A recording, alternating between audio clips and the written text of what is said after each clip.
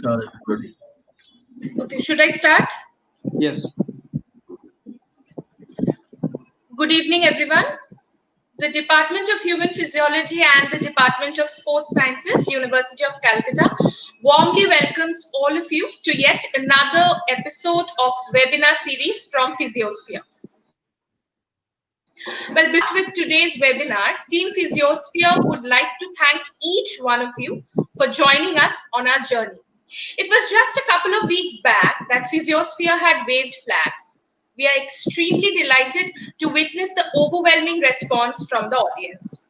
All the love and cooperation from each one of you makes us motivated to work better. When we had introduced Physiosphere, we had clearly mentioned that Physiosphere has an extended objective. Our aim is to step out of the conventions and embrace the innovative future. Today's webinar episode complies perfectly with those since it is absolutely unique and unconventional. The basic problem that many amateurs and experienced professionals in various industries of the world today across the globe is the problem they face is of consistency.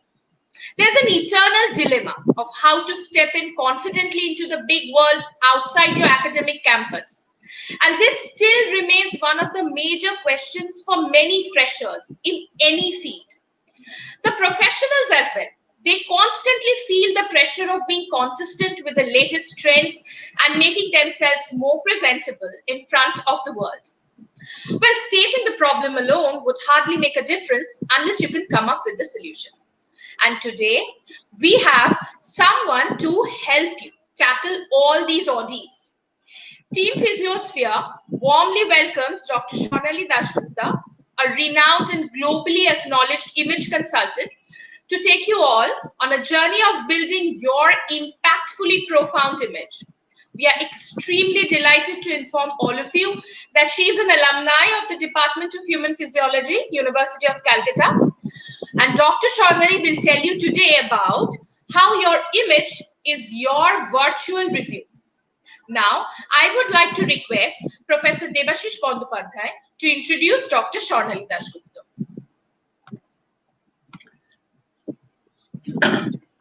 Good evening, everybody. And this is a welcome move on part of the Department of Physiology of University of Calcutta, which is the first university in Asia and which is the first university in India also. Uh, it gives me immense pleasure to introduce my old friend, Dr. Swarnali Dasgupta. We were the batchmates long back, and accordingly, my responsibility in this program is to introduce her. Dr. Swarnali Dasgupta is an alumni of Physiology Department of Calcutta University, as you have already heard. She is a certified image consultant and a soft skills trainer from the reputed Image Consulting Business Institute in Mumbai. She brings additional deep knowledge to her work with her master and doctorate degrees in human physiology, coupled with extensive postdoctoral work. To that point, I will come little later. Dr. Swarnali is presently based in Singapore but works with her clients worldwide. Her clients include corporate CEOs, doctors, healthcare professionals, corporate executives, bankers, principals, students, business owners, artists, homemakers, even individuals relocating to a new country. Having lived in dynamic cosmopolitan cities around the world, she applies the best aspects of her global exposure and international standards to her image consultancy solutions. She embraced various cultures abroad, yet kept her Eastern values intact, and this is a skill set she shares with her clients. Shornally strongly feels that today everyone needs to be globally ready as per clients' personality and global aspirants for their professional, social, and personal success. Shornally offers group workshop and individual training, she believes her sessions will help the students to become more self aware and inspire confidence by helping them to understand how to sharpen their appearance, including clothing, grooming, body language, and behavioral skills, communication skills, etc. These are critical attributes to be imbibed along with their educational and technical qualifications so as to be successful both professionally and socially, as well as personally and personality development. What I like to point uh, on this particular aspect, that there is no need that a physiologist become a physiologist or a physiologist should get a job in physiology. Swarnali is an excellent example of how one can develop herself or himself to into a completely, a new area which can develop, and not only develop but also help young growing minds, and that is very important.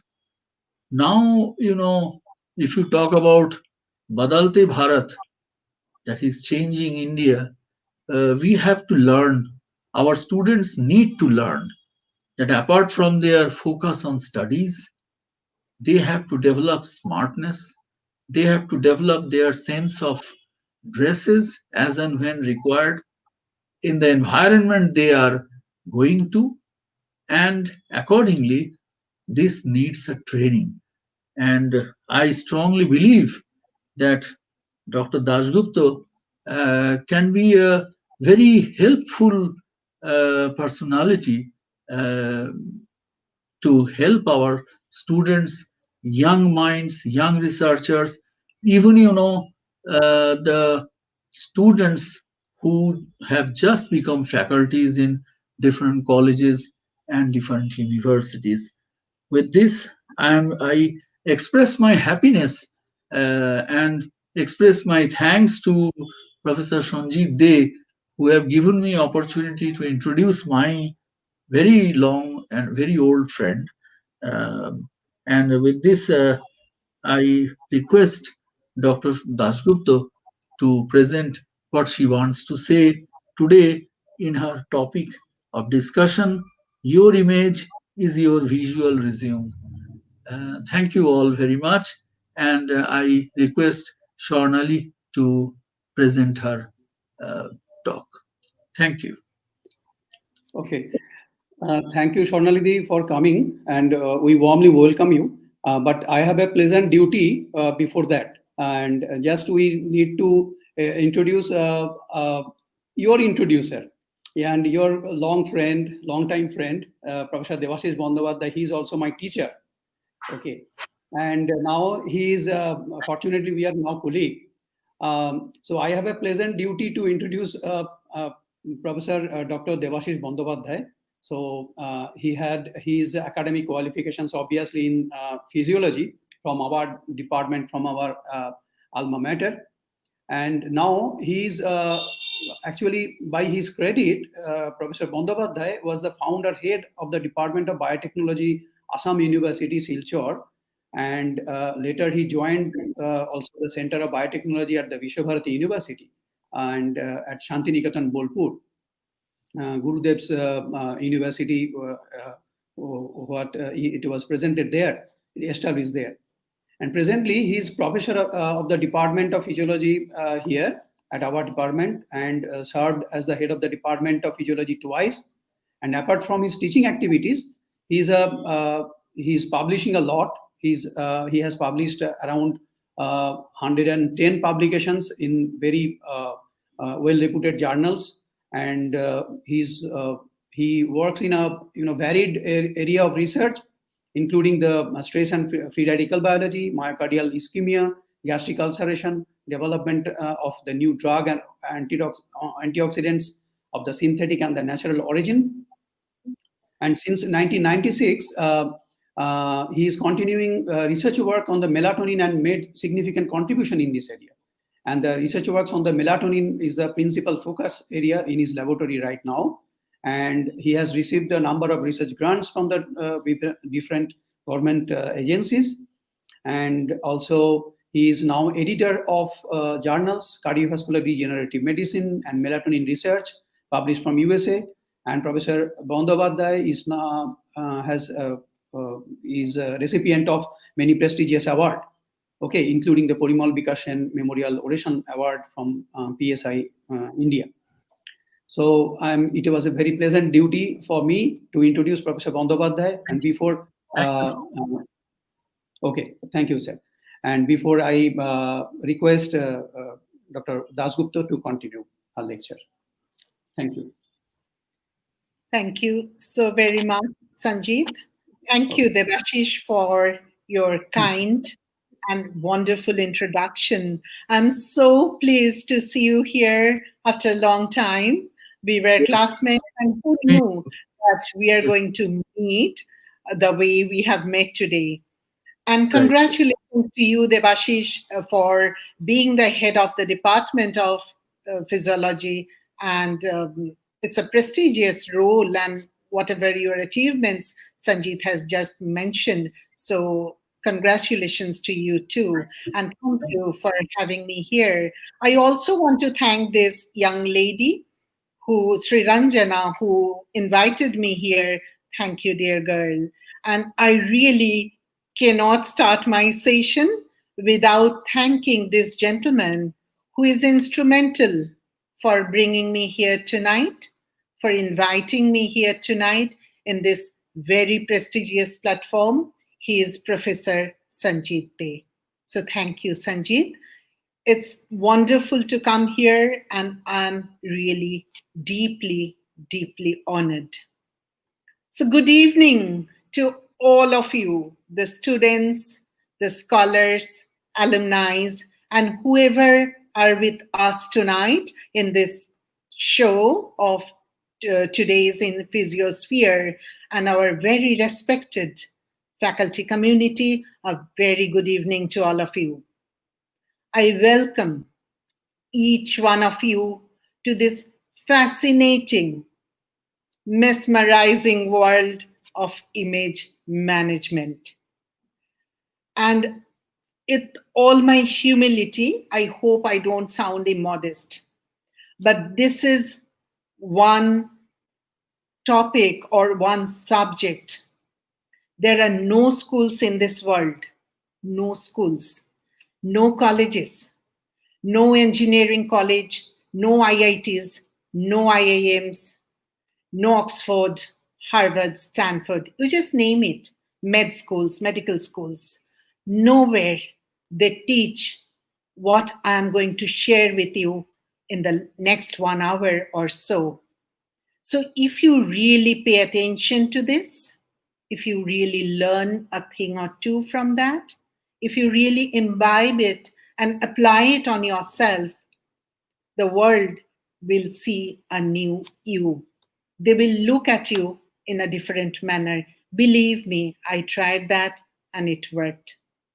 So my today's topic on image management, it's a vast subject. It's $1 billion industry.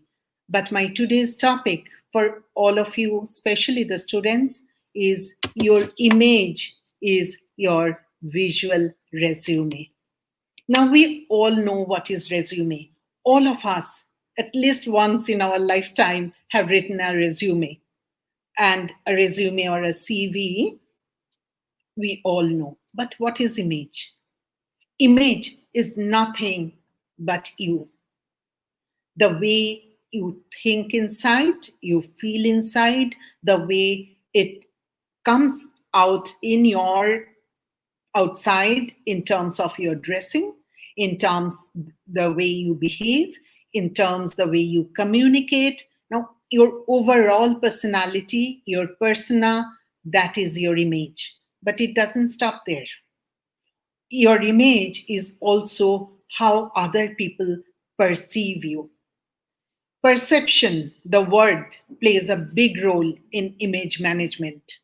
Now, sitting here in the comfort of my home, I can think that I am very amicable. I am very nice from inside. I'm very giving. I'm very generous. I'm very friendly. I listen to everyone. I'm very beautiful. I'm very smart. I might think thousand things in my head, but do the world outside, are my friends or my neighbors or my work colleagues or my family members, my helpers, the people who are working with me, do they think the same thing about me, what I'm thinking?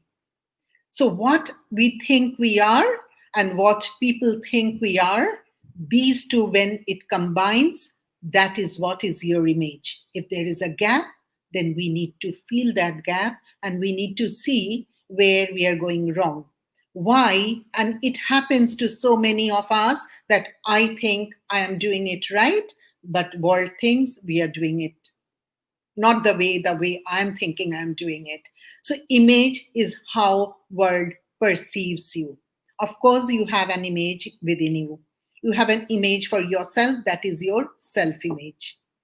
But you know what image, if I tell you very quickly in a easy manner, that suppose we all are in a meeting room where you probably talked for 2 minutes. Now you leave that meeting room and we all are asked something to say something about you. So, whatever we say about you is our perception about you. Is it correct? So, that is your image in our mind. So, your image is how people see you, how people think about you. But you also have an image within you. I know in that I don't have it with me, but whatever the creative you create, the poster, there one somewhere it is written that confidence building. I'm coming to that. Your image, your self image is like self portrait. The way you think you are inside and the way you think your body is. Sometimes we think that we are not very good looking. We are not very tall. We are not very our skin tone is not, we don't like it, we don't like the way our body is, we don't like the way I look. So this is our body image. Our body image and our inner image together makes our self image, and this self image has huge thing to do in our self worth.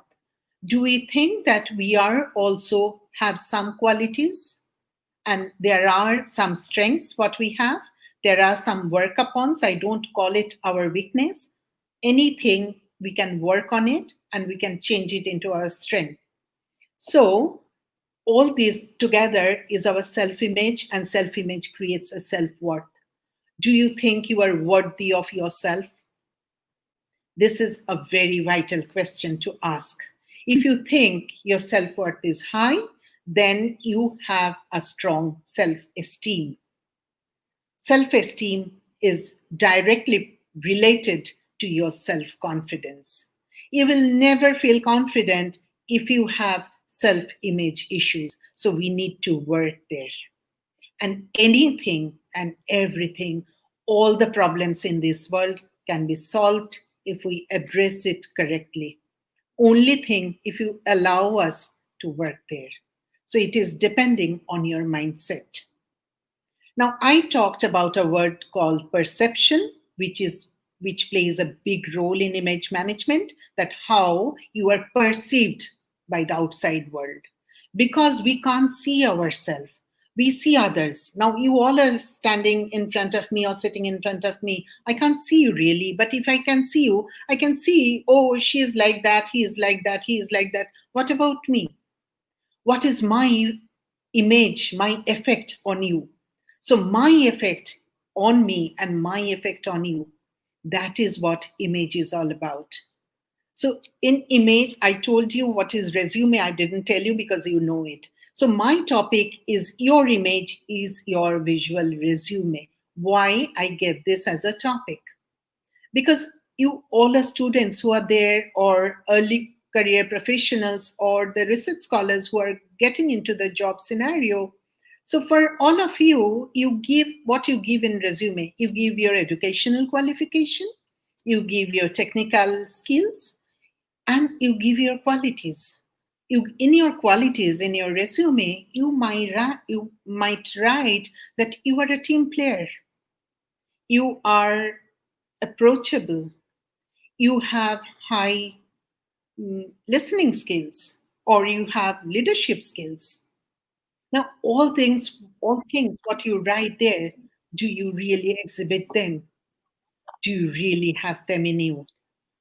So, I, sorry, uh, I want to ask you that would you like to present the I will come PowerPoint? to the PowerPoint. Because Just give me 1 minute, all right, I will come. don't worry. Sorry Oh, for the no interruption. problem. So, leadership skills. So, what is leadership skill? What leader does? What a leader does? How a leader look like? How a leader talk? How a leader think? How a leader communicate with his people? So, do you do that? What you're writing in your resume, do you reflect it on you? If I look at the person, can I see all these qualities in the person? That's what we are going to do there in our image building session today. And I'm coming to the PowerPoint right now. So I'll show you the PowerPoints here. You just let me know if you can see it. Yeah, Can you see it? absolutely fine. Yes. Okay, thank you so much. So, this is the topic. As I said, your image is your visual resume. This is an image building session organized by Department of Physiology and also by, sorry, I need to, yeah. So, as I said, sometimes we think whatever I'm going to tell today to you, I will talk about our appearance, I will talk about behavior, all these things. You might think in your mind that we all do it. What is the big deal in it? But it is not simple. The curriculum who wrote in my image consulting, the whatever the diploma I got, the curriculum was written by a very famous image consultant. Her name is Judith Rasband, and she's based in USA. And she said, image building and whatever we do in image management, it is not rocket science, but it is harder because you have to understand who you are. That is our starting point. Your work life will come later. First, we discuss who the person you actually are. Do you sit with yourself sometimes? Do you introspect? Do you know who you are? Do you know what you like? Do you know what is your style? Do you know how you communicate? Do you know how you behave? You will know if you ask for feedback. What you think you are, is it correct what you think? As I said, do the whole world sees you in the way you see yourself? So it's not easy. With feedback, you will get to know that what exactly people think about you. I have a team who gives me constant feedbacks. I made it. I made the team. But for that, you have to really think about it. You have to open to these ideas that people will give you feedback, and it is all for your good. So that's why I'm saying simple is not really simple. Now, there are 3 pillars of managing your image. Right now, sitting here, I'm creating an image for myself. Right now, looking at me, what you're seeing? You are seeing that what I'm saying. But is it only restricted to that? Actually, no. You are also looking at me, the person Swarnali, and you are seeing that what I have on. You are seeing whether I have worn a jacket or not. You are seeing how I am groomed, or is there any makeup, or how I have done my hair. You are seeing the whole picture, and that's the same way people look at you and people see you. If you are going for an interview, when the panelist is sitting there, you are the one who is coming for the interview. From the point when you are entering in the door, These panelists will see you, how you walk, whether you're confident or not, how you are coming, how much etiquette you know, whether you are asking permission to sit in the chair or you are just sitting there. Are you saying good morning?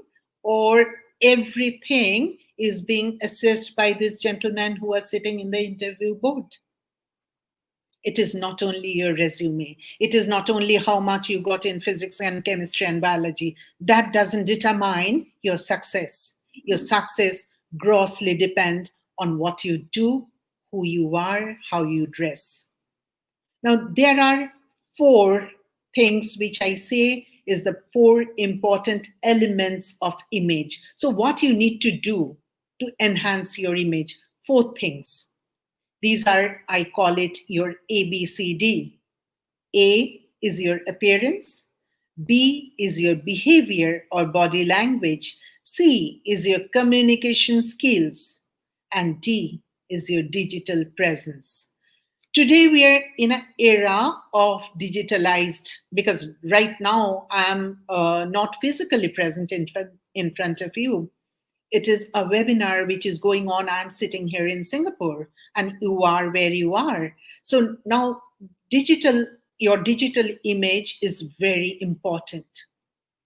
When I approach to an organization to work, suppose a corporate organization, so for them, first thing they will try to search that who is this Swarnali Dasgupta? They will Google me. They will try to get some information about me. So you have to put yourself out there. But be careful, whatever you are putting there, whatever photos or some informations about you, it is going to be there. So that is the way people will see you and perceive you. That is the way you will create your image. So be careful about that.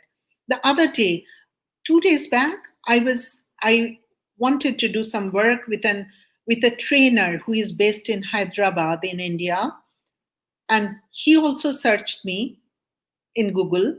I also searched him, and he told me that I wanted to see who you are, and I also wanted to see what kind of work he does. So this is very common in today's world. When you are working, you have to to be social. You be in the social media. If people don't find you, they might not come to you. So the business you want to do will not happen. So now I'm coming to this ABC, and I also want to tell you, in corporate world, there is a term called executive presence. In executive presence, they also say the same thing, that what is your gravitas, what is your bearing, how the person you are, and then how you communicate, and then how you appear. And also, this famous author, very, very popular author, Dale Carnegie, has told us that there are only four ways through which you communicate to the outside world. One is what you do. Second is how you dress. Third is what you say. And fourth, most important, is how you say it. We image consultants speak the same word, the same concept we also resonate. So now I'm coming to my first module of image management is appearance. So how you appear. Now, image is you in the eyes and minds of others, as I have already discussed. Now I'm coming to appearance. In appearance, I want to ask you one thing first. While eating, which one would you prefer? Now, I'm sure, because students are there, and I'm sure there are some mischievous students who will say the left one. But if I meet you one day, I'm going to give you a salad like this. I will see whether you eat or not. So, of course, in the right frame of mind, we all will say the right one. If you go to the restaurant, if you ask for a plate of salad, and if your waiter gives you something like the right side, a fresh, tasty looking salad, it is very healthy. You will not, in your right frame of mind, will go for the salad which is on the left hand side, because it looks stale, it looks not proper. Even sometimes, even if you're paying for it or you don't pay for it, you don't want to eat a food like that. So you want your food also to be healthy and nicely presented. So just imagine, you don't give food a chance. Why people will give you a chance when you don't appear in a proper manner? So how you are presenting your physical body in front of the world. That is very important, where we don't pay attention, and that is also all right because we are not being taught to pay attention in our schools and colleges. As I said, nobody teaches us. So it's very difficult for us to understand. But the thing is that our human body is covered, 90% it is covered by clothes. When you stand there, your clothes communicate. I'm coming to that. So now, how your first impression gets created. This is very important. You have, I'm sure you have heard the word first impression. When you see somebody for the first time, you have to be very cautious, careful, and you present yourself well. So when they see you in a few seconds, within 3 seconds, and I have read, even within half a second, people just make a snap judgment about you. You might say, oh, I'm not that. Today is a bad day for me. I'm actually, I can dress in a better manner, or I can behave in a bit better manner. My grooming is not right today. It's gone. The impression, whatever you wanted to create, has been created. You didn't want to create, but it has been created. To take it away from that person's mind, you really need to work hard again. So what people see when in first impression, the same thing. They will look at your clothes, they will look at how groomed you are or you are not, they will look at your body language. Now, body language, I will come to that. I will come to grooming also. Now I'm going to talk about clothes. There are many, especially this fashion conscious young girls or boys, they really give a lot of attention to clothes. Then there will be way many that they will give no attention to clothes because they have no clue what they are wearing. Because again, we are not taught. But as your body is covered with clothes, so you be aware. Self-awareness is one term we use in our image management a lot. You be aware of yourself. You be aware of who you are and how you're presenting yourself to the world. So your clothes actually communicate different messages. If you see a person who is very well dressed and well suited, he is wearing a suit, you get a message that person is some authority, he is formal, he is some, probably working in a big office, big company. Or when you go to a conference, you wear a suit, and this is the message you give. You get. You don't give. Somebody is giving it to you. He's not saying I'm very a big boss. He's not saying that I'm authoritative. He's not saying anything. So who is saying that? The clothes is saying that. Or if you see someone in a pajama and a t-shirt, you will think, okay, he's casual, he's feeling relaxed. So who is giving this message? The cloth is giving. And it gives to you also.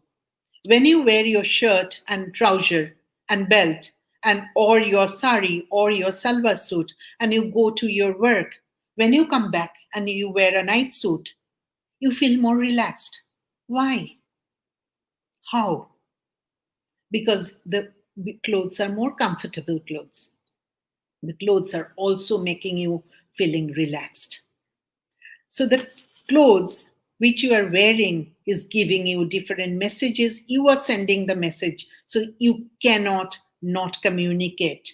When you are standing there, you are communicating some message through your clothes. So better you communicate the right message. So in clothes, you have to really think about these 4 words. Please write down, remember, these are the 4 A's of personal appearance.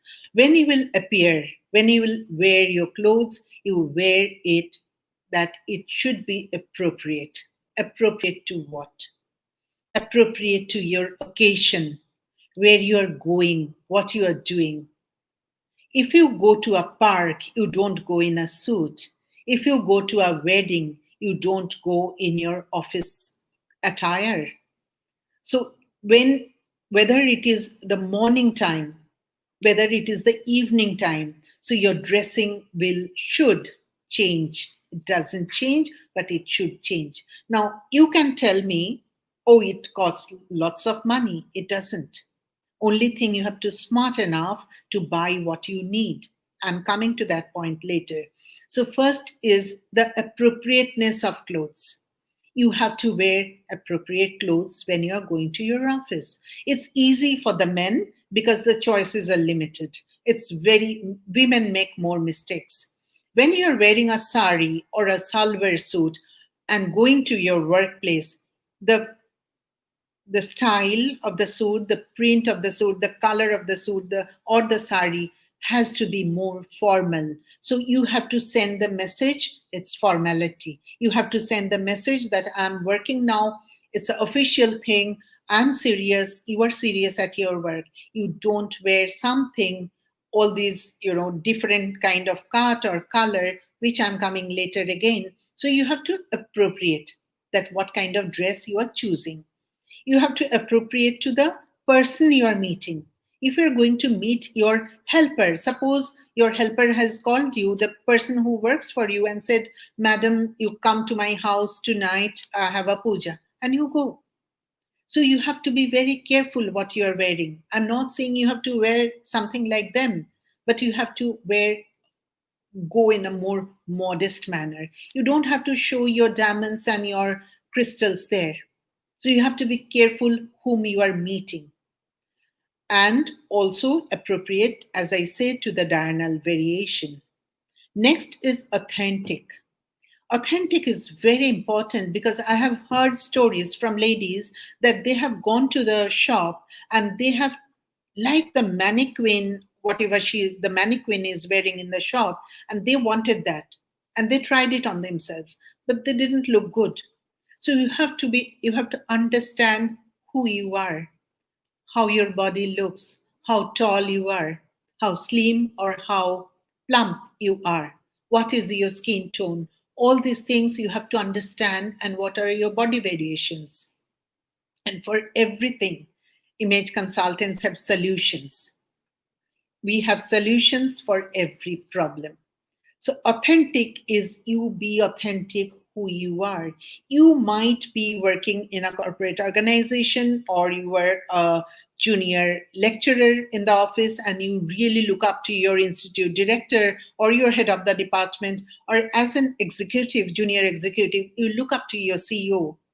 But that doesn't mean what your CEO is wearing, you can wear that. You be authentic to yourself. There are so many men who like wearing pink color, and there are so many others who don't like wearing pink color. So this depends on your personal style. In this whole world, billion of people, and we have only few personal style. So you belong to one of these styles. Image consultants are trained enough to understand that if you look at somebody, the way they are wearing, they're choosing their color, they're choosing their pattern, we understand that what personal style they belong to. So this is your authenticity, that you like whatever you like, you wear that, it is okay. And next is attractive. I really, really focus on this point. Attractive. You have to really choose colors and cuts and styles which look attractive. How do you do that? Of course, there are image consultants everywhere. You can get somebody's help. There are style consultants also. They can help you, at least in this particular module. Why you need to look attractive? That is the first thing. When you look attractive, people get attracted towards you. This is a common fact. There is no hiding from this fact. You get attention. But to keep those people in your life, you need mental attractiveness. You cannot keep them with physical attractiveness only. But when you look attractive, people come to you and try to see who you are, what you do. They try to associate with you. And once they like you, they trust you. Once they trust you, they believe you. Once they believe you, they will do business with you or they will try to associate with you. So you will get followers. Now, leadership is a good word, but followership is much bigger than that. So, this is what attractiveness is all about and affordable. Now, again, I'm saying that when I have experienced it myself, so many ladies have told me, "Oh, I wish I could afford you." I cannot because you are an image consultant. I cannot afford you because you will tell me all the time, you will tell me to buy clothes. No, I will not. I will tell you to look at your wardrobe. Everything is there. Probably I will tell you to shop from your wardrobe. Because whatever you have the things you don't wear, have the things you don't know what to do with it. And this is a fact because I do modules like wardrobe evaluation. I go to my client's house, I tell them what they have, I tell them what will suit them, what will not suit them. Probably they have got it as a gift or they just bought it and they don't know how to wear it. So I can help them to style it or I can help them to give it away to someone who may like it. So, affordability, coming to this point that you don't have to run to the biggest shop in town, that will not help. You can, depending on your pocket, depending on your budget, you invest in clothes, but it's an investment. Use your clothes, mind my word, use your clothes as a weapon, as a tool, as a resource. The way you use your brain, your intelligence, the way you use your experience, the way you use your education.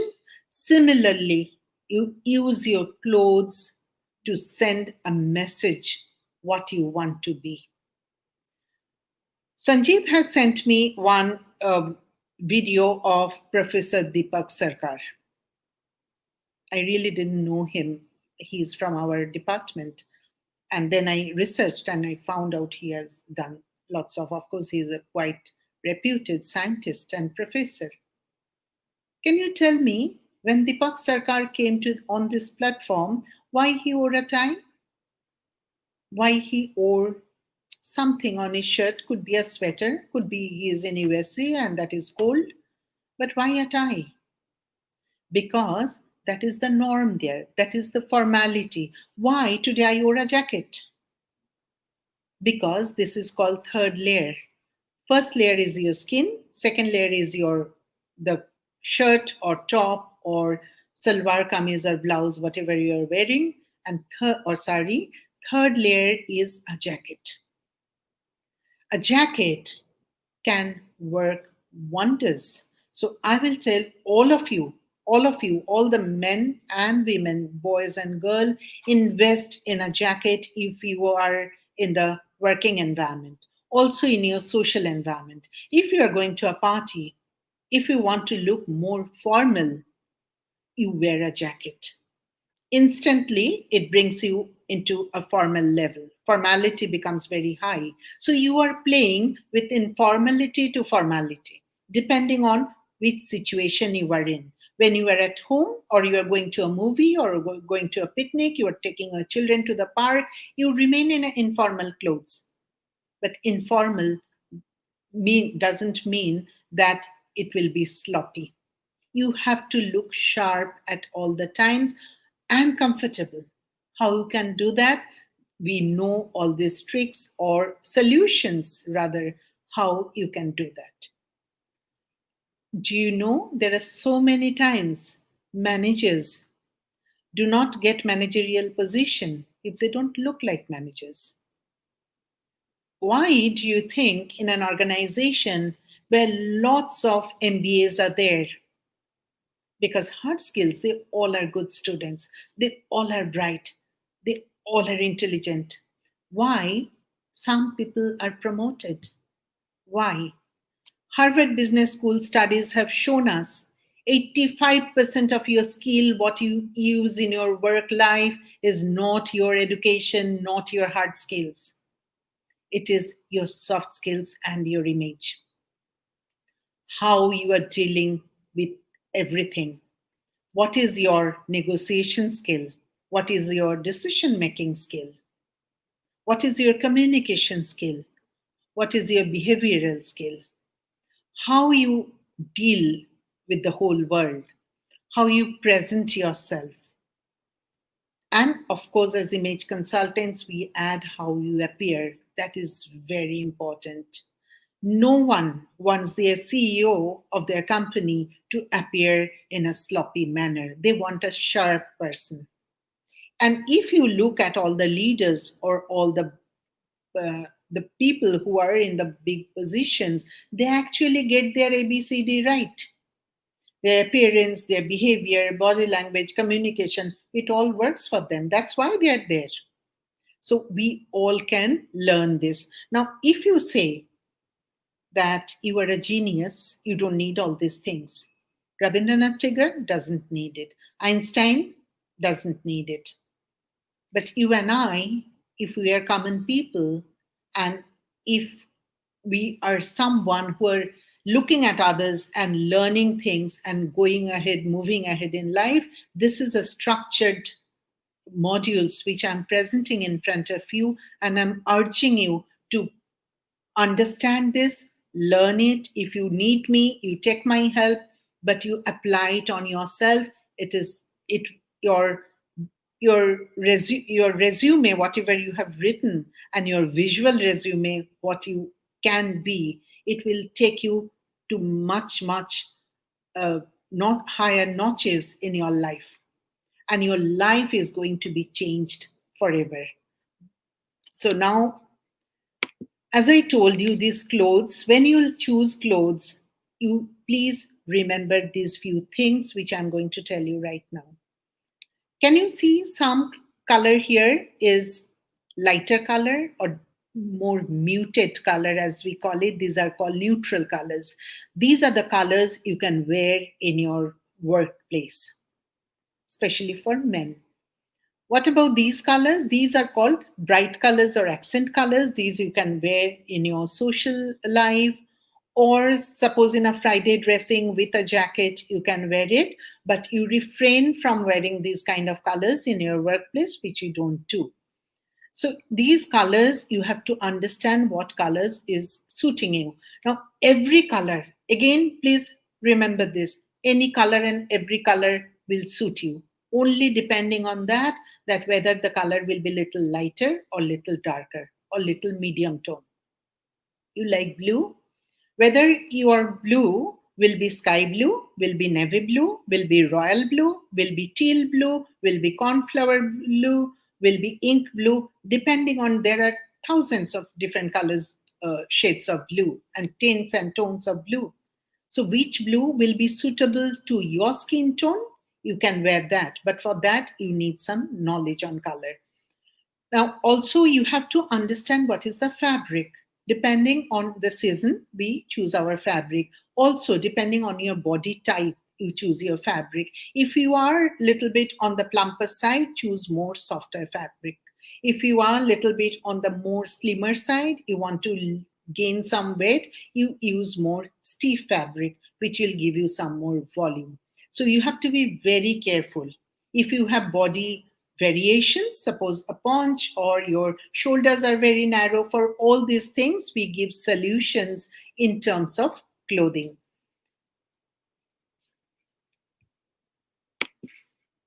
As I said, this one, please remember, appropriate, authentic, attractive, and affordable. Now, this is your grooming. In grooming, you have to be acceptable, appreciable, successful if you are well groomed.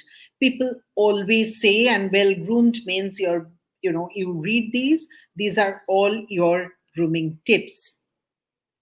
It is for the men and women. I urge all of you that you please be well groomed all the time. You never know who will notice you where and what kind of scope you are going to get in your life. And how many of you do Zoom calls? And how many of you don't want to show yourself in the camera because you're not well groomed or you have not wore the right dress. So please do all these things and you will feel good and the people will see you in a different light, believe me.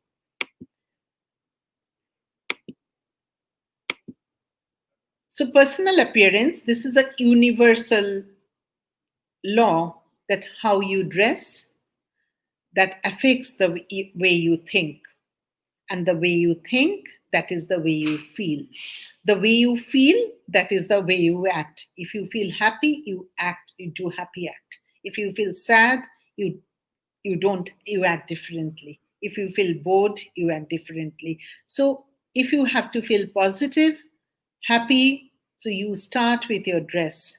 You dress up. You know, the day you go for a wedding, you feel happy when you go. You don't never go into a grumpy face. Why you are happy? Because you will go there and you will get good food? No, because you look good on that day, because you are taking care of your clothes and grooming on that particular day. So that's why you get a kind of happiness. And the way you act, the others react to you. And this is really, we all know this is so very, everyday thing for all of us. All of you who thinks that you want to show your natural skin and you don't believe in makeup, so this is, I want to present to you the research which has been done by Harvard Medical School. Same lady, from left hand side, no makeup, little makeup, medium makeup, moderate makeup, and heavy makeup. And they asked executives of company executives that whom you want to choose as your employee. And they said the lady with moderate makeup. That means from the left, the lady who is the third one. But why? Because she's looking beautiful? No. Because according to them, she is looking more competent. She is looking more trustworthy. So you believe me, when we have the skin of a baby, when we are all baby, we have the baby skin. So with age, we get different sunspot, different patches, the skin discoloration, and little bit of, I mean, depending on you, how much you want, the little bit of makeup, concealer, or a foundation, it really helps. Harvard has released another effect, another research on makeup. They called it lipstick effect. Lipstick effect. And they have shown that students who put a little bit of lipstick and they did actually well in exam. Why? Because their self-esteem was enhanced. So this is a cognitive thing. So next time, all the girls, when you're going for your exam, you know what to do. Now I'm coming to body language. Body language is a language. It's a non-verbal language. You really don't speak, but your body speaks. So this is the signals you send to others through your action, your non-verbal communication. You are still communicating, but you are not talking, but your body is communicating. And what is that? That what happens? How body language is formed? Because research studies said that the way we think, we can think very fast. We can think 800 words in a minute, but we can't speak so fast. So we can speak only 100 to 200 words per minute. But whatever we have thought, it comes out as our body language, those unspoken words. Now, if you are angry, even if you don't speak, your whole body will show that anger. You cannot really, it happens all the time. It doesn't happen very consciously, but you have to be conscious about how you're moving your body. You have to be conscious about it. In body language, I say few things. The first thing is your eye contact. Now I'm looking at you and I'm talking to you. The same thing, if I say, in body language, everything is very important and you have to make eye contact. Did you get me? Because when I'm not looking at you, it seems I'm hiding something for you. So when you are speaking to someone, you try to look at the person's face, that we all know. I'm trying to tell you another thing here, that you move your body. Suppose I'm sitting like this and talking to you like this. Even then, you are not going to get me fully. So if I move myself, you show your square shoulder, and your knees should be towards the person you are speaking to. This is very important. I have worked with doctors, and I have told them sometimes what happens, the doctors, because they're busy, because their table is set in such a way, so they are looking at this, they're not looking at the patient.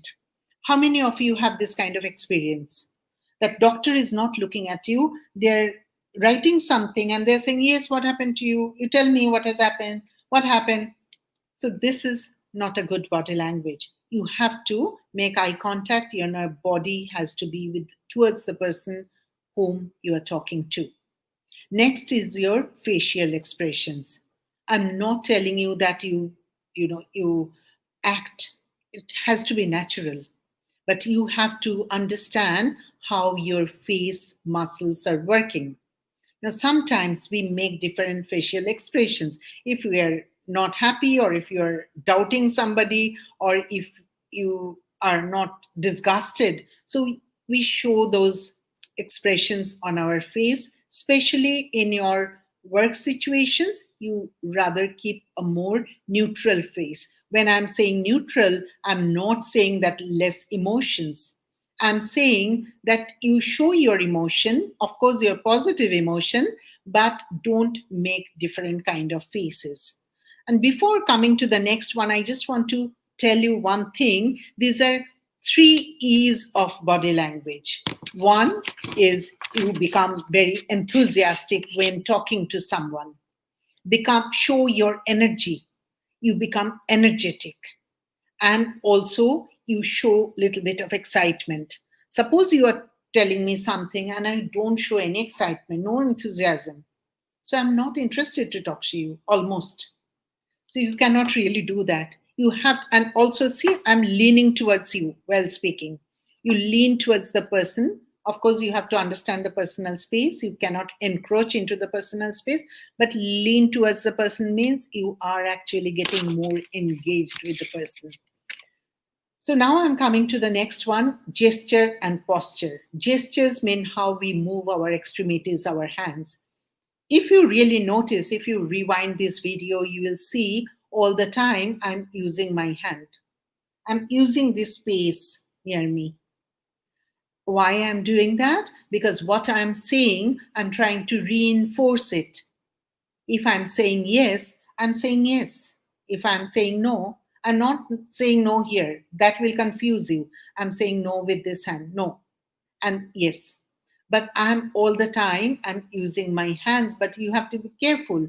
Some people, they are, especially if they're very aggressive, they move the hand in front of your face. You cannot do that. You have to control it.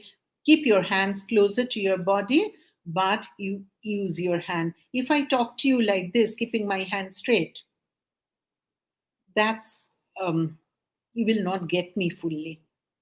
So yeah, I have to little bit use my extremities.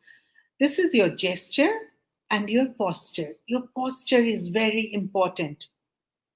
Your shoulder should be straight, and the back muscles should squeeze a little bit. If you go to a local physiotherapist, they will tell you what should be your posture. So your posture should be straight and relaxed. You are not an army person, so not straight like this. Shoulder should not be like this. Shoulder should be down, down. And back muscles should be little squeezed. So you create an arch at your back. And why you do that? Because your relaxed posture, straight posture, increases alertness in you, and you also look good. So your posture, you have to be very, very important thing, and you have to. This also helps to for your back pain, your spine problems.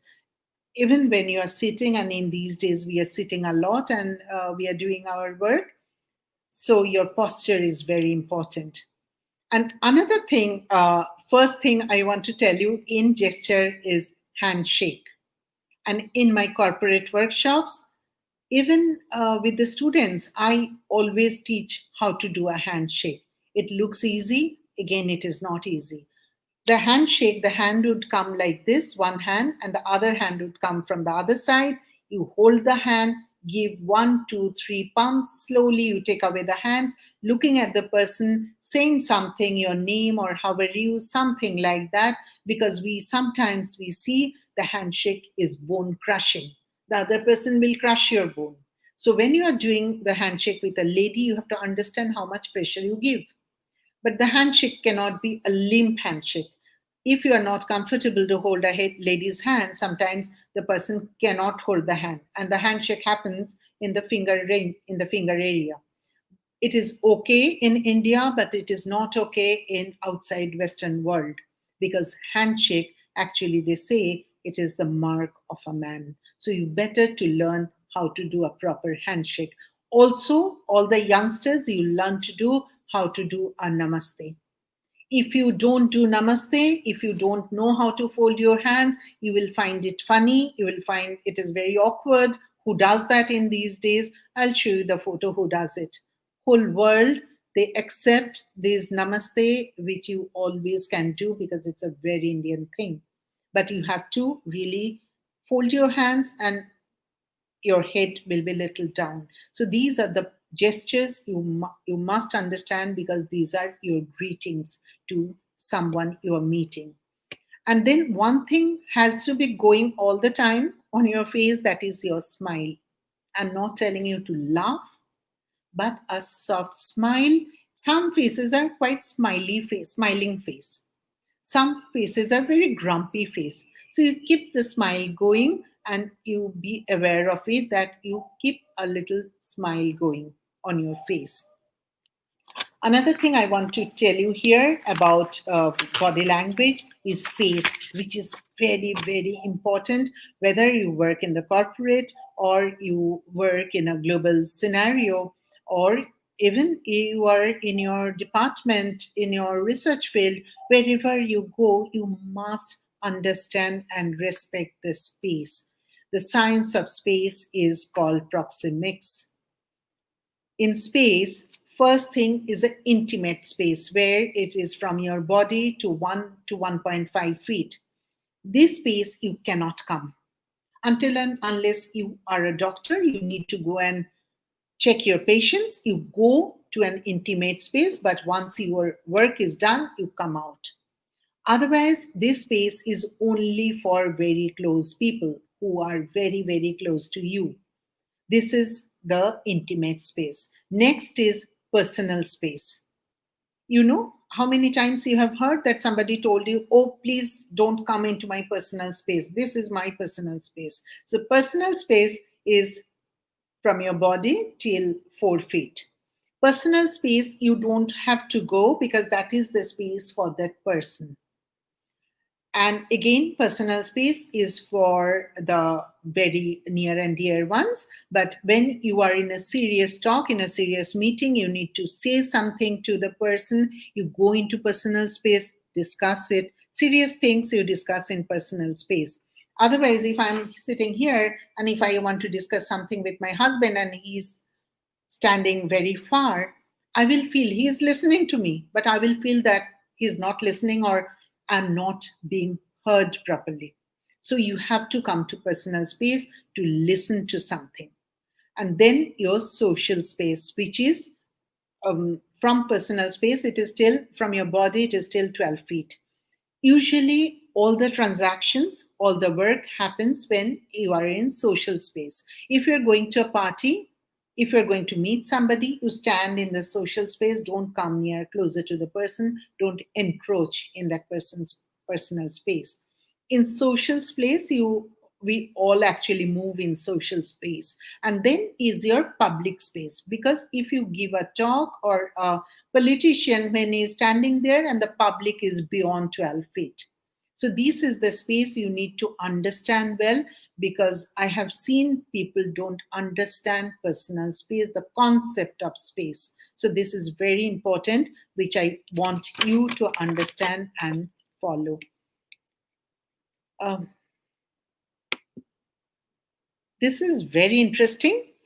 And I urge all of you to watch Amy Cuddy's Professor Amy Cuddy is the professor of Harvard Business School, and you please watch her TED Talk where she discussed all this thing. And her TED Talk was very, very popular, where he talked about the power position, where the high power poses. He said that if you want to feel more confident, if you want to feel more powerful, take high power poses. You know this pose where the winner, if you win a race, you just do this. This is a human natural pose. So this is a high power pose. If you are feeling nervous, you go somewhere in a room and do hips, hands on the hips.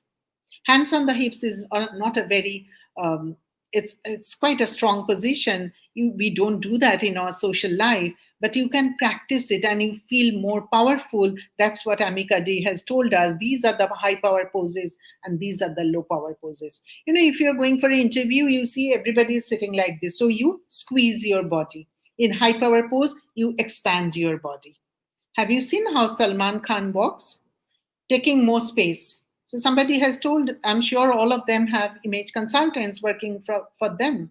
And in low power, more you show low power pose, more you do like this. Amy Cuddy has told us that cortisol, the stress hormone level, increases. And on the other side, in high power pose, the cortisol level decreases and adrenaline hormone level increases. That is the research she has shown us in her TED Talk. So you all can practice these poses if you have to really, kind of take an instant boost in your confidence. Now we are coming to communication skills. Communication skills is that skill in which we communicate. But communication skills doesn't mean how well you speak English language, or for that matter, how well you speak Hindi or Bengali or French, Mandarin, Spanish. That is your language skills. Communication skills talk about how we communicate. And these are the way we communicate. One is our vocal communication, and another one is our verbal communication. Now I'm communicating with you. So that is my verbal communication. At the same time, my vocal communication is also ongoing with verbal communication. In verbal communication is actual words which I'm using. And again, research shows that it doesn't matter what kind of words you use unless and until you don't use slang. You don't have to be a Shashi Tharoor to use those bombastic words and to make a flowery English conversation. You don't have to. You just have to express yourself. But most important is your vocal communication. That is the first most important thing, is the tonality of your voice. What does it mean? It means what is the mood of your conversation? What is the emotion you are attaching to your conversation? How many times you have heard this word? Probably from your parents, probably from your boss, your co-workers, your friends, that you know what? I didn't like the tone in which you spoke to me. That emotion, how much you are using. I'm giving you an example right now. Suppose I tell you that, oh, I'm very pleased I have come here. I told Devashis, I'm very happy to see you. Or if I say, same word, I'm not changing the word. Oh, I'm very happy to see you. Can you see the difference? I'm not attaching an emotion. I'm really indeed happy. So when I'm doing that, look at my body language. I'm kind of, going towards the person I'm talking to, and I'm using my body language. So in communication also, you use your body language. And second is emphasis on the word you want to really emphasize. You give pressure on that particular word in a sentence, depending on the context, that what you want to say. And then the clarity of speech. Whatever I told you so far, whatever I said, I don't really know how you rate me, but whatever I said clearly. That has to come from you too. You say small sentences, but you say clearly. That is very important in a communication, otherwise, the communication fails. Next is pause. This also you will notice, rewind and notice how many times I have taken a pause. I'm giving a pause. I want you to process it in your head. I have been told by an Australian friend of mine, because I used to live there, that, you Indians, you speak very fast. And we do. Some of us, we do. So it's very important that you will give pause so that other people can understand. I'm not saying rate of speech is very important. I'm not saying you become very slow that people lose interest in what you are saying or they will finish the sentence for you. But you cannot be very fast, and that doesn't make you a very good speaker. And next is pitch. Pitch is either can be high pitched or can be low pitched. You understand the voice, the loudness is very important. Sometimes we don't do. There are some people, I'm sure they are in your life too, that they speak very loudly. Even if you are next to her or him, they will speak very loudly. So you control the volume of your voice. And pitch is, I met this client of mine, and I felt so sorry for her because she told me, Madam, what I will do, because my voice is like that. My boss always thinks that I'm angry at my boss. But, I told her that you go to a voice therapist or who can help you with this. And if you speak in a low pitched voice, you are the whatever you are speaking, it looks more matured. People will pay more attention to you. But in communication, one thing I want to tell you, most important thing in your communication is listening. You have to listen. Active listening, they call it. Active means your brain is involved. When you are listening, you are also processing it. So this is what communication. Next, I don't think I have much time. Next, I'm going to 4 basic styles of communication. This is very important, and I want all of you to understand that all of us, we fall in these 4 categories of communication. The first one is passive communication. Passive communicators, they say a lot of sorry when they speak to you. I also want you to understand, when I'm taking you through different communication styles, you please notice that what is your style, or do you know anybody who is in this style? Passive communicators, they say a lot of sorry. They can't really speak their mind because they are passive in their personality also.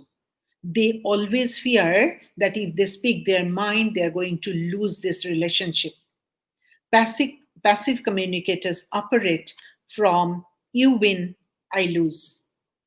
So they will never say you any rude words, any negative words, but because they can't speak the truth, they feel miserable inside. So if you know any passive communicators, please go and help them. Please go and tell them it is okay to speak your mind, what you feel and what you think, right. And passive communicators are utilized a lot by others who knows they're passive and they will not be able to stand for themselves. So they cry a lot.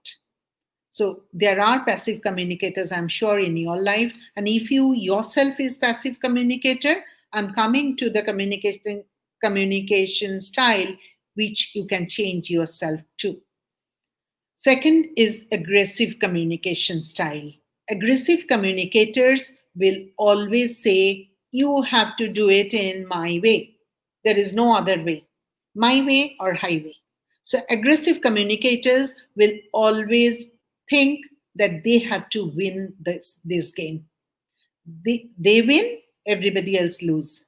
So always, whenever they will come into play, they will come into conversation, they will make things happen in their ways, and they're very poor listeners. Aggressive communicators also suffer a lot because they're always angry, they're always upset, and they're always feeling depressed because nobody is listening to them. We avoid aggressive communicators. If you are one, then you really change your communication styles for betterment of yours. And you will see so many people who had left you will come back to you. Aggressive communicators, it's very difficult to make them as your friend. And sometimes, unfortunately, there are leaders, there are senior people who are aggressive communicator. Then is coming passive aggressive communicator. Passive aggressive communicators are actually aggressive, but they don't shout and kind of make this drama like aggressive communicators. They do it passively, but they are actually aggressive. They don't show that they are angry, but they are angry. They will only show it to few of their friends. Passive aggressive communicators are they're very interesting, but also they are very resentful. Aggressive communicator will not say anything behind your back. Whatever, I am like this, you take me or leave me, but you have to do it in my way, and they will say it on your face. They will not backbite. For that, passive aggressive communicators are there. Because they are not happy, they are not aggressive, they are not showing it. But that's why they will try to make group against you. They will try to figure out who can they pick up and make a group against you. They will do backbiting a lot. They will not be happy with anybody. They are not very friendly with others. If any problem happens, they don't solve the problem. Passive aggressive communicators don't melt in any request. Suppose you made a mistake, you go to a passive aggressive communicator, you say, sorry, I have made this mistake. They don't accept any sorry because they cut you down there. So, passive aggressive communicators also operate I win, you lose, and I will see to it that how you win. So, these are passive aggressive communicators. Next is the best is assertive communication style, assertive communicators. Assertive communicators, they respect themselves. They know that this is their boundary. They will do it. They respect themselves. They respect others. They understand this is their value. This is their limitations. This is their principle. They also respect others' principle, others' value, and others' limitations. So if boss, who is an aggressive one, goes to an assertive communicator with some work at evening 6 o'clock, assertive communicator might say, "Sir, I will do it probably tomorrow morning first thing. Now I need to go because I have told my child that I will come and do the homework with him. So sorry, excuse me, I have to go." Aggressive communicator, if the boss is, he will not go to any aggressive person. Aggressive people, they avoid aggressive people. They will go to a passive people. And the passive people, because they don't know how to say no, for them, they will do all the work. I'm sure either you are one of these communicators or you have seen these kind of communicators. So assertive communicating style is the best one because they believe in win-win situation. They believe I also win, you also win. We come to a common ground where you also look into my, kind of help me. I also will do something to help you. So these are different communicating styles which you can imbibe the assertive one. Next, as I told you, Namaste has its own very powerful message. You create a powerful impression, which I want all you to create. It's the power of confidence. You have a strong body and your posture should be right. You have an open posture, so not a closed posture, although this is a posture for Swami Vivekananda, but body language specialists, they say it is a closed posture. So it always leaders do this posture sometimes, but when they say it, you better don't do it because in this posture, you are not open. So you have an open posture. Open posture is palm showing and your relaxed body. And so you are agreeing to the other person. you are ready to do the work or to do the business. That is your open posture. And I told you, you dress well, speak in a slow, confident, not slow, moderately slow, confident tone to increase your feelings. And a smile should go on, because a smile actually brings people towards you. And this is the way I want to actually end my presentation today. Hope you all have learned something from here, ABCD of your persona, of your image, which you can imbibe and apply on yourself. And this is what my contact details, if you want to note down, or it will be there in YouTube, I'm sure. So if you really need me for any clarity, any knowledge, further knowledge, or for my workshop, or to understand what kind of work I do or how I can help you, please contact me in this, whatever the number, WhatsApp and email would be better for me. Thank you so much, everyone, for listening to me tonight. Thank you. So can I join them? That was indeed a very informative session, ma'am, and it was really interesting because so many things are like so common, but yet we do not pay ample of attention to them. And that's why it was really nice listening to it. And I'm sure our audience, they have had a nice session. I would like to inform you that there have been people in the YouTube comment section, the chat section, Sushma Nayak and Meetu Moitra. I'm sure they are your friends and acquaintances who have said that they're very glad to see you after like a long time, and many people didn't expect that they'll meet you like this after such a long time. So that was really nice. I'm happy to know you're there. Thank you. And many people had joined us, and we have wonderful questions coming up, and that really reflects the kind of enthusiasm people are having regarding this matter. So that's indeed nice. And now I would ask one of our members to read out the most common questions for you so that you can just answer them, and that will be nice for the audience also to have their doubts cleared. Sure. Okay. Yes, ma'am. The first question is from Bishodev Bishay. What we are thinking in our mind can always be reflected in our body images. What we are thinking in our mind can always, this is a question, or Bishop Dev is saying that? Yes, he is our one of our faculty. He is our one of our colleague. Yeah. Okay. Hi, Vishwa Dev. Hi. Hello. Thank you for the question. So whatever we are thinking in our mind is actually gets reflected in our body. And that is what happens because our mind-body contact is very strong.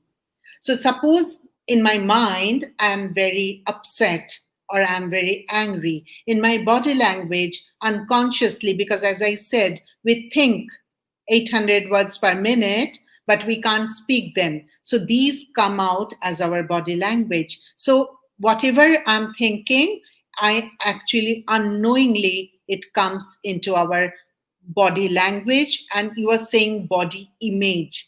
Now, body image, if you can really little explain here, Vishwadev, it would be better for me. Can I rephrase the question, please? Sorry, you need us to tell the question once more? No, I want to rephrase the question because body image is something else, and that has nothing to do with our mind, because body image is the image what you are thinking about your body. And so I think it is a posture rather. I think the way we represent ourselves, the posture, maybe that is the question. Posture is a part of body language. That's Right. what I said. Because our gesture, our posture, our eye contact, our facial expressions, everything is a part of body language. So if it is body posture, yes, what you are thinking, it comes to the body posture until and unless you are very careful and you don't want to show what is your emotion in your body. Then you have to be very careful, but always it comes out. The body language experts, they really pick it up. Because if I, suppose if I'm talking to you and if I'm doing like this, that means probably I'm not very sure about my answer. So this is a body language, which what I'm thinking, it comes out. Am I clear here? I think so, but Because body image is something else. As I said, body image is your image about your own body, your thinking, the way you are thinking about your own body. That is a different thing. Because sometimes, suppose I say, oh, I'm quite fat, I have put on so much of weight, but my friends say, no, you are not, you are perfect. But I don't believe them. Even 100 people tells me, I don't believe in it, because my body image in my mind, that is my self portrait. As I said, I see myself in that way. So that is body image. And the question here is, what we are thinking in our mind can always be reflected in our body image. Whether you are saying body language, then it is yes. What you are thinking, it comes out. Am I clear? yeah, I think Yes, ma'am. Now we move to the second question. How did you change your career path from physiology postdoctoral research to image management, and why? It's a very interesting question. I think I'm the most unusual candidate in the image management business. But what happened when I was doing my postdoctoral research? I was a CSIRRE and I was working in Indian Institute of Chemical Biology in Calcutta. Then I had to move for my husband, Shushavan. He's also a physiology alumni. For his work, we had to move to Bombay, and there my daughter was born. So when my daughter was born, Bombay being a new city, and then my brother's daughter also was staying with me. So I had, with the two kids, I was all alone, where no family support, like no support from my parents, my mother-in-law, everybody was in Calcutta. And Shushavan used to travel a lot, so I took a sabbatical and I left my career. I focused on the kids. And then we moved out because, again, for Shushavan's work, we moved in different parts of the world. And there I was not working. But what I understood, what I saw, very consciously, I saw that how people are so confident, how they dress up, how they talk, how they behave, how they maneuver in their social scenario. Then last 8 years back, I moved back to India. And after coming back to India, I realized that our children, our students, they have lots of potential, all smart boys and girls. There is huge potential and huge skills. But there is something amiss. There is some brushing up is required in terms of their image. And at the same time, I stumbled upon this course on image management in Mumbai, and I quickly enrolled myself because I want to create a platform for all those students. It doesn't matter from which society you come from, but there are so many students who don't come from Calcutta or come from Delhi or Bombay. They come from 2-tier, 3-tier cities, from villages, because they are bright. So they are here. Now they understand their hard skills, their education, work experience, everything I understand. But how about maneuvering through life? How about understanding that about how they should dress up, how they should behave if they go to an international conference, how they should hold themselves there, what kind of clothes they have to wear, what kind of small talks they have to do. So how they, handshake, perfect example. If you have never done it, it is very difficult to do. So this is the way I have come to this image management from physiology. excellent. Excellent. So it's Thank you, very ma'am. The next question is from Spondan De. Can you tell us what's the biggest transformation happened in your clients? Uh, okay, thank you. Thank you, Spandan, for asking this question. I will, um, I mean, all my clients, they were happy. I'm very lucky that they are happy. And the transformation I have seen in all actually, I will say. But if I really have to mention here the biggest transformation, I mean, it still gives me goosebumps that I was taking a corporate workshop, and there was this lady who was in his mid 40s. So she is a corporate employee. And in my workshop, it was my whole day workshop. That means I start at 10, I finish at 6. So when I start at 10, I start usually with an introductory session like all trainers do. So on that particular day in my session, it was like I said, okay, you partner, and you have to introduce your partner, not yourself. Your partner will introduce you. So I was, they were taking turns, everybody was presenting themselves. So when this turn comes to this lady, she stood up. Her partner already presented her, but it was her turn to present the partner.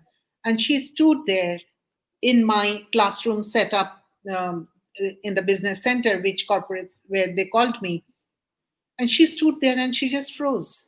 Although she's an employee of a corporate, she's well educated, she's aware, she's not a child, but she just froze and she couldn't speak anything. And she was almost, feeling nervous, and she couldn't speak anything. And then I quickly understood the situation. And then I said, okay, you don't have to, you probably forgot his name. And why don't you tell your name and what you do and what are your hobbies? So I just, changed it. And then she couldn't say that. She couldn't tell her name. And she said, Madam, I cannot say. I'm cannot say. I said, okay, you sit down. No need to. So I just moved on to the other candidates. And then I came back to her. I said, are you okay? And then she started crying in that work in front of, it was a 35 people workshop which I was taking. She started crying and I gave her water and I asked her, have I told you anything? Are you okay? She said, no, madam, I'm okay, but I'm only upset with myself because I couldn't tell my own name. I said, no, it happens. It is okay. It happens with me. It is all right. So I just took my workshop. It was my signature image building workshop where I do lots of activities in my workshop. And then everything done, and she participated in everything. After 8 hours, when again I take feedback from my clients and I say, what is that one thing you tell me that you have learned today? And give some feedback how I can improve myself. So everybody again saying, and her turn came and she stood up and she said, Madam, I'm going to say at the last. I said, okay. And then everybody finished and then she stood up. And oh man, she just spoke with confidence, no fear. And she told me, Madam, I have just found myself today. I had a huge fear in public speaking. And after this workshop, and you have told us that who we are, what we are, doesn't matter. You don't compare yourself with anybody. You, who you are, you have, everyone has this positive strengths. You told me. I said, yes, I do, because I do SWOT. That is strength, weakness, opportunities, threat. And I do self-awareness modules, which I have not, I didn't get time to tell you today. And she just fluently spoke. And then she came to me. I was standing in that, teacher's table, that area. She came to me and she told me, Madam, I want to touch your feet. I said, no, you cannot do that. I just hugged her. I said, you cannot do that. And she told me a thing. I'm still, I think I will never get anything more than that. She told me, Madam, my mother has told me, if you find ever a guru, you must touch her or his feet. I said, I'm not your guru. I'm a catalyst in Right. this management. Exactly so. Yeah. I am just a trainer. I have learned something. I am creating this platform so you can learn it, you can apply it in your life, and you can move ahead, you can get success. Not only your professional success, your social success, your success in your relationships, your success in your society, within your neighbors, within your family. And I think I cannot get bigger, experience than that. And this is my, I think, the biggest transformation I have seen in my client.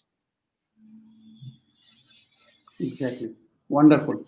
Really wonderful. Yeah, thank you. Now, ma'am, the second question, it is from Samrat Shah. How do we approach for a conversation to someone in a professional space if we are not specially extrovert? How do we open up for a conversation initially? Uh, Thank you, Samrat. See, we all have different personalities. Some are introvert, some are extrovert. But what we all are, that we are all human beings with some kind of qualities. As I am harping on the fact that please, all of you, I always say that you need a mirror for my workshop. You reflect yourself, see who you are, stand in front of the mirror, practice there, and see what you can change in yourself if you intend to. Now, coming to this, that you find out after this workshop that what are your strengths. You may be an introvert, you don't have to be an extrovert, but you know what are your strengths. And with this, and these are your weapons to the world.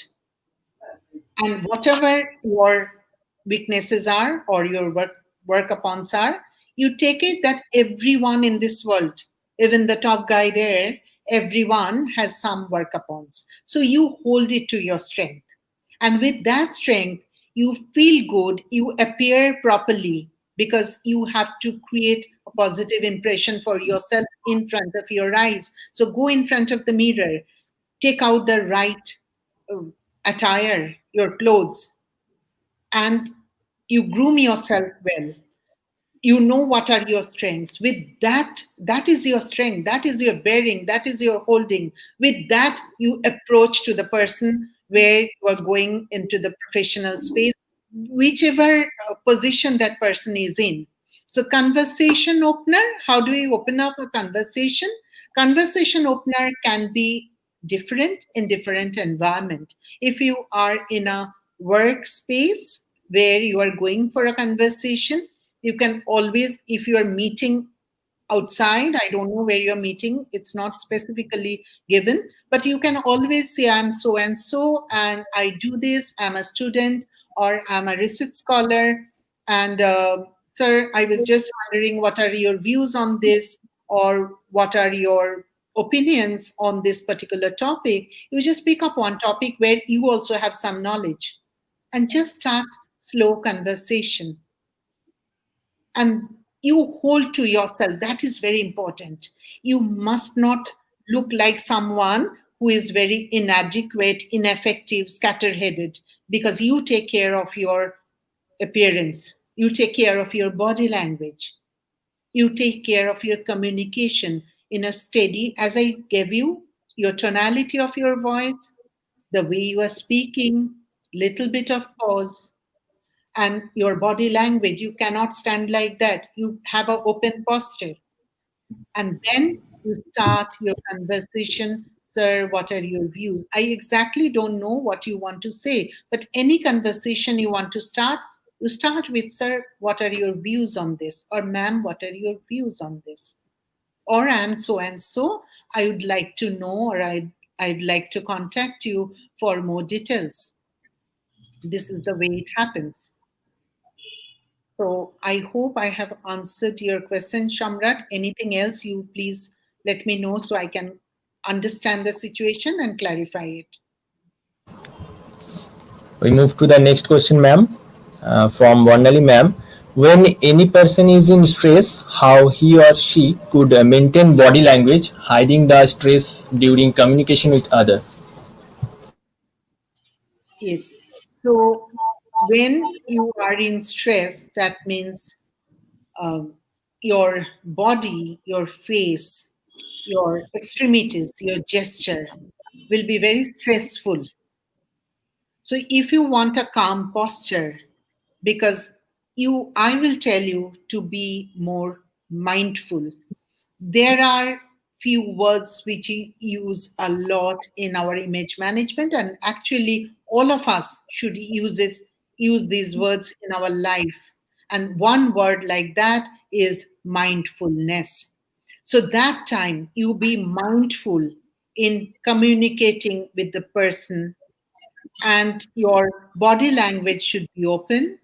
You know there is stress, but at that moment you are keeping it away, you are putting it into the parking lot.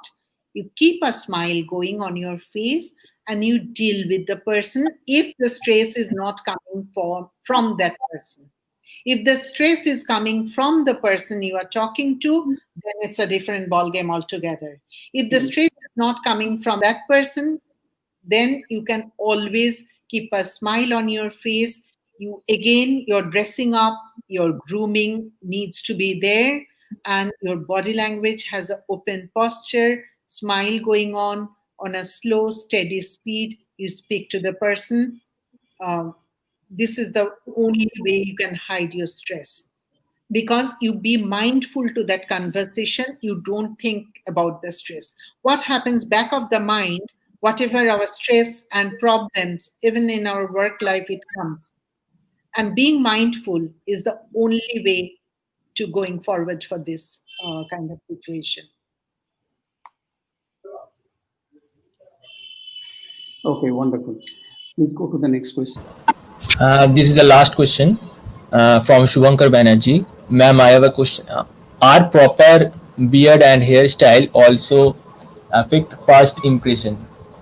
This is a very Shubhankar, thank you for your question. You are really putting a smile on my face by asking this question. Now, whatever you want to keep, like your beard, it doesn't affect the first impression if it is well groomed.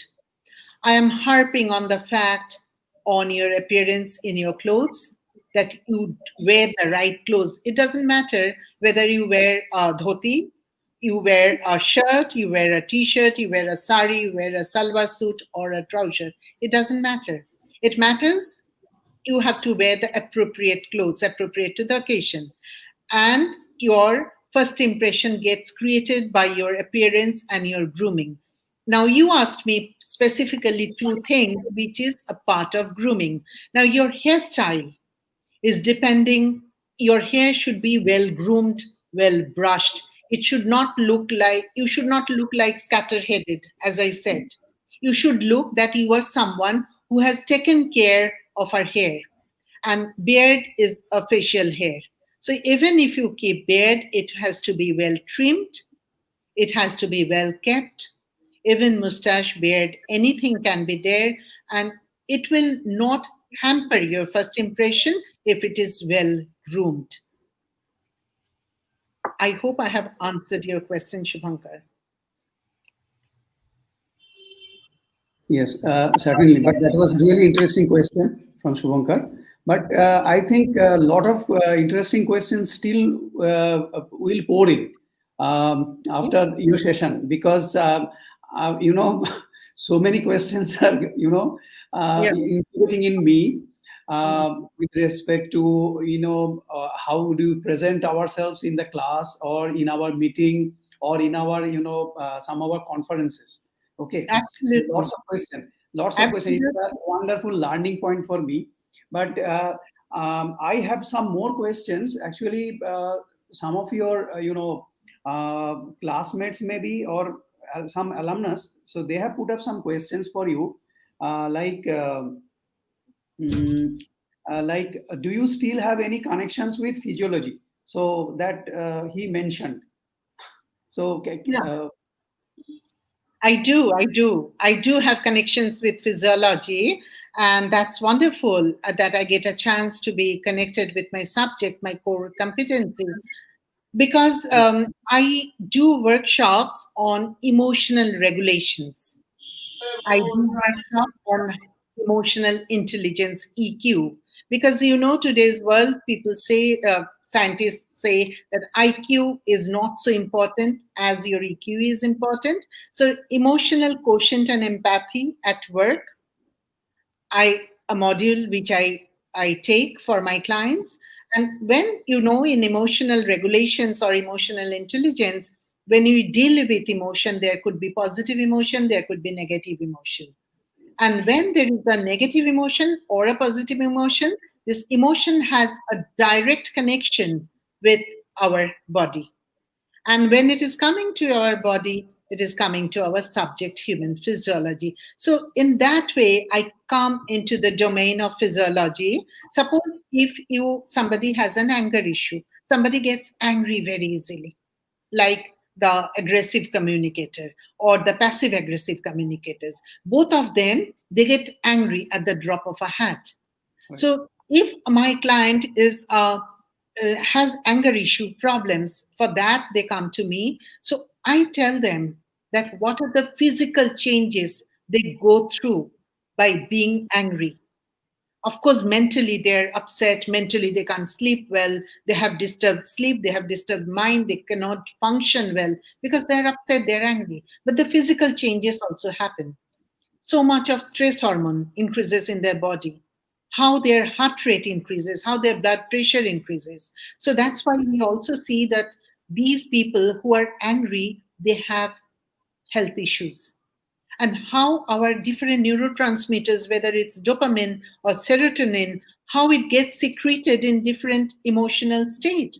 Even our vagal nerve, the more you are calm, the Exactly. more you do deep breathing. They say in yoga, I do yoga regularly. So in yoga, they say you do pranayama and deep breathing. Why? Why you do need to do deep breathing? Because Yeah. this deep breathing increases your vagal tone, your stimulates your vagal nerve.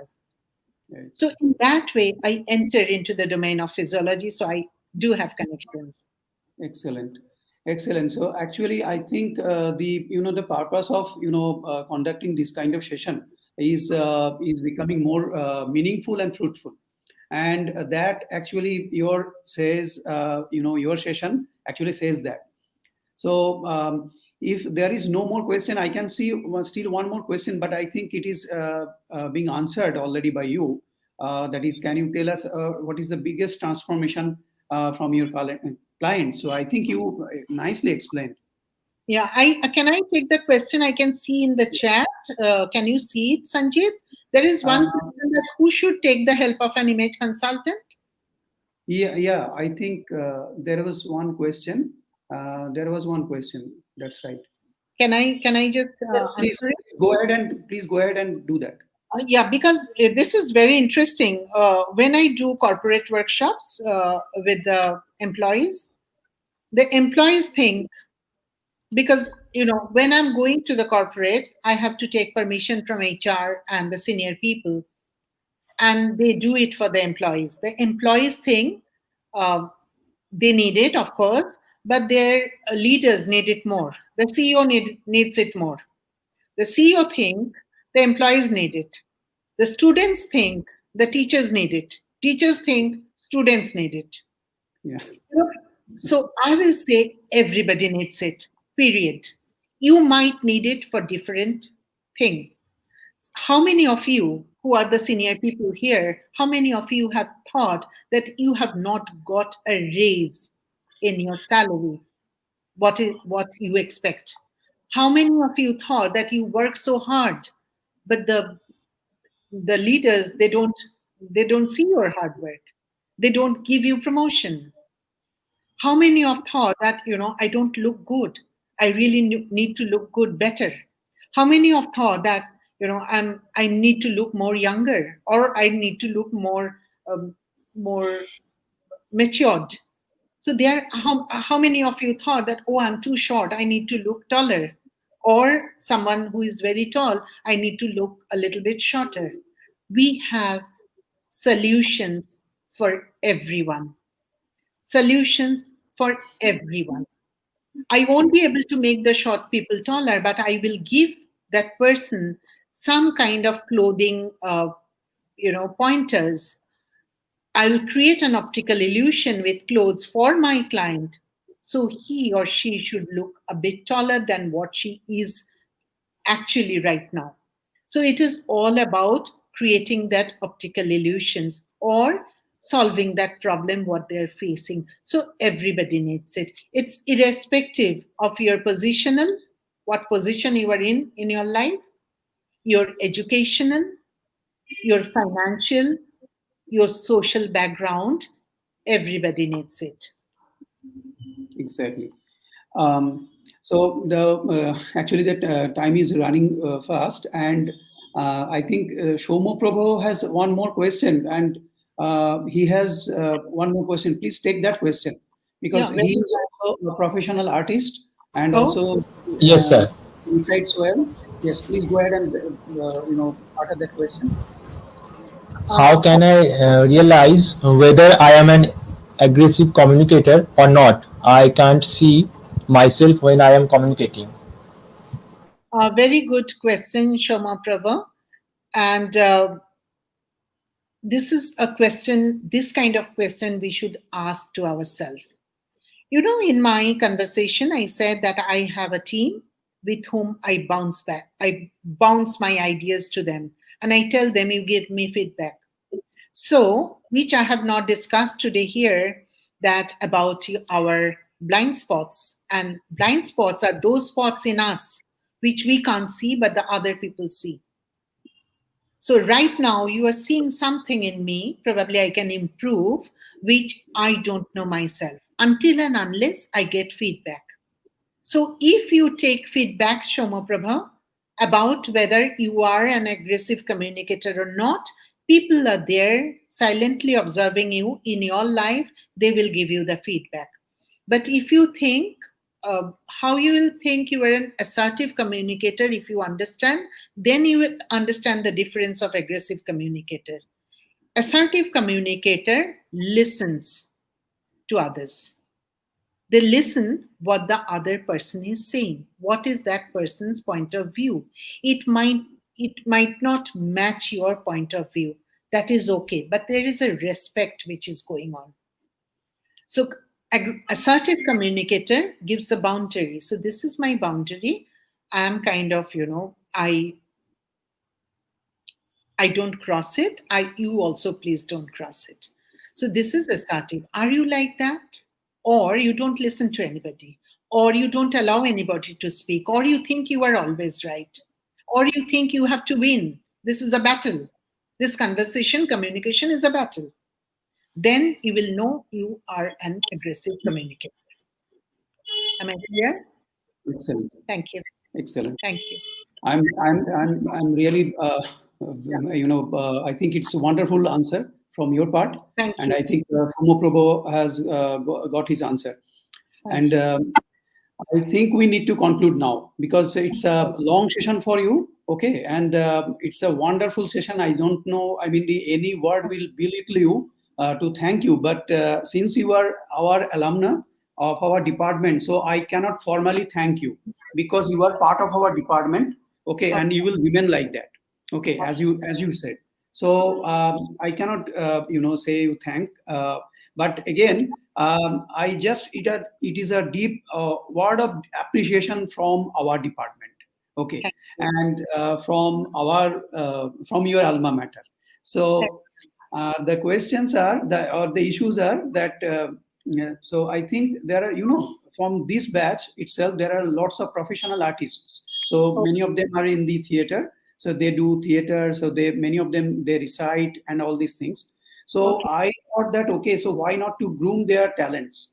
Of Okay, so course. that's why I was looking for this kind of session, and I believe that where people will definitely contact you for their to improve their personal skills.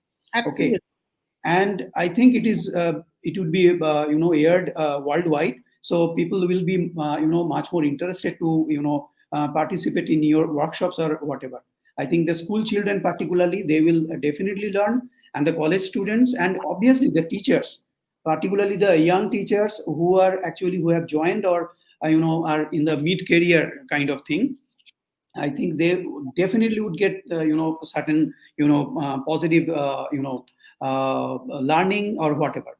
And Okay. even myself, as I mentioned you, so it was wonderful. There are lots of learning point for me.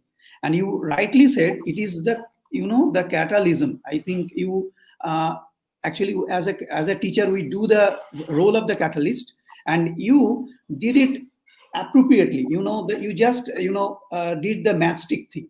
Okay, so just before the class you have to do it, or just before the conference. Yes. So again, I won't thank you, okay, for the session, but again, a deep sense of appreciation.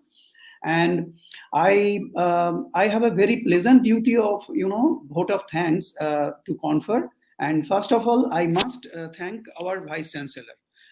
So she is very enthusiastic. She actually gives us a lot of support all the time. So I formally thank her for all her support, and all the officials, particularly all the pro vice chancellors of our university. Professor Ashish Kumar Chattopadhyay, Professor Manju M. Roy, Pro Vice Chancellor Academic, Business Affairs and Finance. And also, I would like to thank Registrar Sir, so for his patience and for his guidance, and Dean of Sciences for her all-time help. And I just would like to thank our head of the department, Professor Nilkanta Chakraborty. So actually, for your information, he also takes part in this kind of cognitive work, so that you were mentioning. So he did a lot of work in this kind of area, and I think I believe he is listening to this session. And but due to his some preoccupation, he could not join this, to introduce you or whatever. So, but I think he can, he will enjoy this session much more. And our Professor Somnath Gangopadhyay, and I think his research scholar Shubhankar actually asked that question. And because of his training with Professor Gangopadhyay, actually he mentioned that question. And he also works in that same area, the presentation skill and all these things. Okay. And how can I should mention our teacher, Professor Devashish Bandyopadhyay, and Vishwadev Bishwai. He also was there all throughout this meeting, and also Dr. Roshnara Mishra, Shreya Chattopadhyay, Amit, Rajan. So they are all-time support for me. Okay, and they are wonderful colleagues. They are wonderful colleagues, and all my senior teachers, I just bow down to them. Okay, so, and all the teachers, and obviously my family. So they are all-time support to me. Okay. Connection. Yeah, thank you. All right. So thank you once again, and thank you all the viewers, because you are my strength. And please put up your questions once and all. And definitely you keep on watching our channel, and you just share this channel to your friends and to whoever it needs. Okay. Thank you very much once again. So we are just closing down our session. Okay. Thank you very much, all of you. Okay. Thank you, Sanjit.